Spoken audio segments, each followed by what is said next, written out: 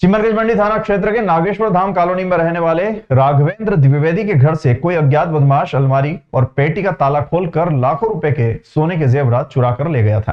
Police ने CCTV footage के आधार पर इस मामले में 2 युवकों को गिरफ्तार किया है। आज पुलिस कंट्रोल रूम में मामले का खुलासा करते हुए एडिशनल एसपी गुरु शरण पारासर ने बताया कि शहडोल से मोहम्मद इमरोज और शुभम केवट नामक युवक को गिरफ्तार किया गया है, जो फरियादी के परिचित हैं, जिन्होंने रेकी कर वारदात को अंजाम दिया था। पूछताछ के बाद इनके कब्जे से 10.5 लाख रुपए के सोने के जेवरात बरामद कर लिए गए हैं। पकड़े गए आरोपियों में से एक रेलवे में नौकरी करता है तो वहीं दूसरा ड्राइवर है। इसमें उज्जैन पुलिस द्वारा चिमनगंज मंडी क्षेत्र की एक नकबजनी को चंद दिनों में खुलासा करके एक बहुत उल्लेखनीय कार्य किया गया है। घटनाक्रम इस तरीके से है कि चिमनगंज मंडी थाना क्षेत्र में एक परिवार में करीब 10 लाख मूल्य के सोना चांदी के जेवरात चोरी गए थे। पुलिस ने तत्परता से कार्रवाई करते हुए टेक्निकल एविडेंसेस के माध्यम से और अन्य अपने ग्राउंड एविडेंसेस के माध्यम से 2 व्यक्तियों को अरेस्ट किया है, जो परिवार की लड़की है जो MBBS कर रही है, उसके परिचित थे। इन आरोपियों का उनके घर में आना जाना था। घर की उन्होंने पर्याप्त रैकी की और रैकी करने के बाद में मौका देखकर उनके घर में आके जो है ये जेवरात वगैरह चोरी करके ले गए थे। पुलिस ने जो है इनको अरेस्ट किया है। इनके कब्जे से जो मशरू का अपहृत हुआ था, चोरी गया था, वो पूरा का पूरा बरामद किया है। अपराधियों से पूछताछ की जा रही है। देह व्यापार से परेशान होकर तिरुपति धाम कॉलोनी के निवासियों ने एसपी से गुहार लगाई। चिमनगंज थाना क्षेत्र अंतर्गत तिरुपति धाम कॉलोनी के निवासी आज एडिशनल एसपी जयंत सिंह राठौड़ से मिलने पहुंचे। ज्ञापन देकर बताया कि उनकी कॉलोनी में करीब 1 साल से एक महिला द्वारा देह व्यापार का संचालन किया जा रहा है, जिससे कॉलोनी वासियों को समस्या का सामना करना पड़ रहा है। आए दिन बाहरी व्यक्ति आकर कॉलोनी वासियों को परेशान करते हैं व महिलाओं को बुरी नजर से देखते हैं। उक्त मामले में एडिशनल एसपी राठौर ने बताया कि तिरुपति धाम कॉलोनी वासियों द्वारा मामला संज्ञान में लाया गया है। चिमनगंज थाना प्रभारी को जांच के आदेश दे दिए गए हैं। यदि उक्त महिला दोषी पाई जाती है तो उचित कार्रवाई की जाएगी। उनका केस हुआ था ना, वो लेडीज हमारे घर के पास में रहती है और उसके यहाँ कामकाज अवैध कामकाज चल रहा है सर, और दिन भर चलाती है। कोई उसको डर वर कुछ नहीं है। सारा दिन बिंदास लड़कियाँ आती है, 10-15 लड़कियाँ आती है, रात के 3 बजे तक उसका धंधा चलता है और किसी से ना डरती ना मिलती कुछ भी नहीं। और अपन कुछ कहने जाते हैं तो बोला अंधा किसी को कोई डर नहीं पड़ा। अन्यथा अभी तक किस अधिकारी को शिकायत की? जी सर, हमने पुलिस वाले को शिवाजीगंज थाने को लगाया था फोन, चिमनगंज का सॉरी, तो वहाँ से पुलिस वाले नहीं आते, बोले अभी खाना खा रहे हैं, अभी ये कर रहे हैं, अभी वो कर रहे हैं। उसके बाद भी टाल देते हैं वो लोग। क्या नाम है जो काम का? उसका गुड़िया है नाम, गुड़िया बोलते हैं उसको। हम सब लोग तिरुपति धाम कॉलोनी कालीपुरा रोड के रहने वाले हैं।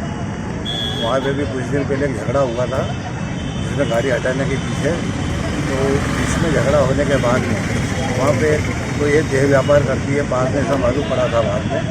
तो उसकी जब रिपोर्ट निकाली पूरी, तो देह व्यापार का पूरा निकला। वो दादा तिरौनों को साथ रख के 8-9 बजे से चालू होते हैं, पूरी रात उनका काम चलता रहता है। और 2-3 मकान पीछे की कॉलोनी में भी है उनके।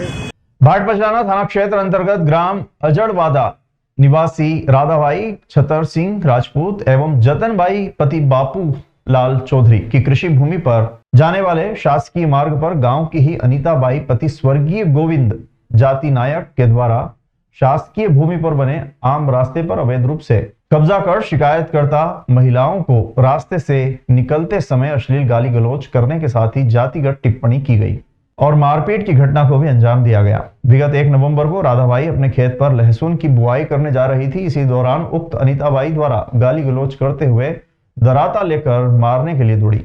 राधाबाई जान बचाकर भागी और भाट पछलाना थाने पर इसकी शिकायत की। वहीं पूर्व में अनीताबाई द्वारा भी जतनबाई के साथ भी सोयाबीन की फसल की कटाई के दौरान गाली गलौज कर जान से मारने की धमकी दी गई थी। इसी को लेकर दोनों पीड़ित महिलाओं ने पुलिस अधीक्षक को शिकायत कर उक्त महिला के खिलाफ उचित कार्रवाई की मांग की है। तो ये समस्या है कि हम खेत पे जाते हैं तो हमारे गांव की महिला वो अनीताबाई हमारा रास्ता रोकती है और बार-बार हमें परेशान करती है। क्यों परेशान करती है और क्या कारण है? हमारे खेत पे कब्जा करना चाहती है और हमारे घर से मेरे पति जाते हैं ना, तो उन पे कभी चप्पल फेंकती है, कभी पत्थर फेंकती है, कभी दराता लेके दौड़ती है और हमें बहुत परेशान कर रही है वो। आप क्या चाहते हैं यहाँ से? हम चाहते हैं कि हमारा रास्ता छोड़ दे। हम बात बतलाना भी गए थे तो हमारी रिपोर्ट दर्ज नहीं की और हमने यहाँ से आज। बड़नगर विधानसभा चुनाव का मुकाबला अब काफी रोमांचित हो चला है। जैसे जैसे चुनाव नजदीक आ रहे हैं, नए समीकरण बनते दिखाई दे रहे हैं। कांग्रेस बीजेपी तो मुख्य रूप से चुनावी मैदान में है ही सही, लेकिन इसके अलावा निर्दलीय प्रत्याशी प्रकाश गौड़ को भी जनता का अपार समर्थन मिलते दिखाई दे रहा है।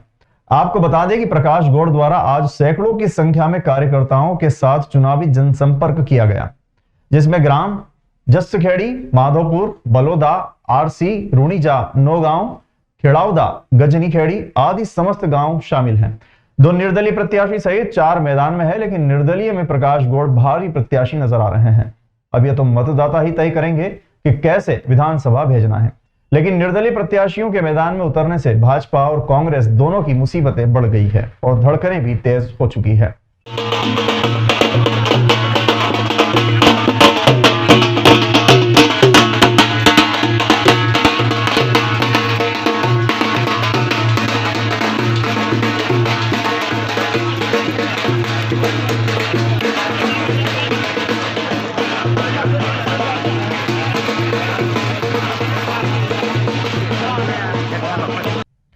बड़वानी पानसेमल विधानसभा के निवासी ब्लॉक पर पहुंचे पूर्व केंद्रीय मंत्री अरुण यादव। कांग्रेसी कार्यकर्ताओं को संबोधित करते हुए उन्होंने कहा कि जो लोग कांग्रेस से होकर निर्दलीय चुनाव लड़ रहे हैं, उनके पास अभी भी समय है, वह घर वापसी कर ले। कांग्रेस की सरकार आने के बाद उनका ध्यान रखा जाएगा। गौरतलब है कि पानसेमल विधानसभा में कांग्रेस से बागी हुए रमेश चौहान, जो कांग्रेस से जिला पंचायत सदस्य भी हैं, वो निर्दलीय चुनाव लड़ रहे हैं, जिसके चलते कांग्रेस प्रत्याशी के समीकरण बिगड़ते नजर आ रहे हैं, जिससे कांग्रेस को नुकसान और बीजेपी को फायदा मिलता नजर आ रहा है। वहीं पत्रकारों से चर्चा करते हुए कहा कि हम बड़वानी जिले के 4 विधानसभा जीतेंगे।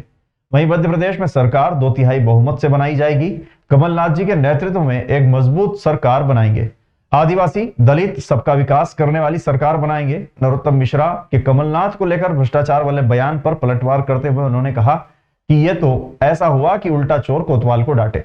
18 साल से आपकी सरकार है, भ्रष्टाचार से भरपूर आपकी सरकार रही, महाघोटाले की सरकार कहते हुए, और शिवराज तथा नरोत्तम मिश्रा जी के नेतृत्व में ही इस तरह के महाघोटाले मध्य प्रदेश में हुए।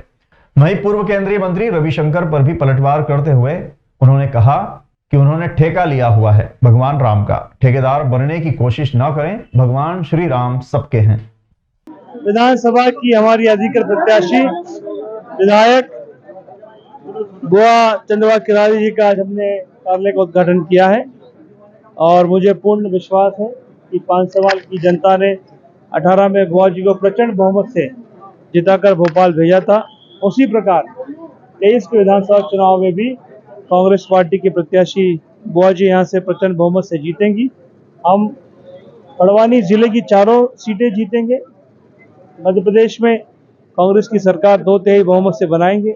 कमलनाथ जी के नेतृत्व में एक मजबूत सरकार मध्य प्रदेश बनाएंगे और एक आदिवासी, दलित, सबका विकास करने वाली सरकार बनाएंगे। नरोत्तम मिश्रा कमलनाथ पे आरोप लगा रहे हैं कि 15 महीने की सरकार में भ्रष्टाचार हुआ, नहीं छोड़ने की बात कर रहे हैं। ये तो ऐसा हो रहा है कि उल्टा चोर कोतवाल को डांटे। 18 साल आपकी सरकार है, भय भ्रष्टाचार से भरपूर आपकी सरकार रही, महाघोटालों की सरकार मध्य प्रदेश में 18 साल रही और शिवराज जी, नरोत्तम मिश्र जी के नेतृत्व में ही इस तरह के महाघोटाले मध्य प्रदेश में हुए। रविशंकर प्रसाद लगातार कांग्रेस पे आरोप लगा रहे हैं कि राम का इस्तेमाल करती है। उनने ठेका लिया भगवान राम का, ठेकेदार बनने की कोशिश नहीं करे, भगवान राम सबके हैं।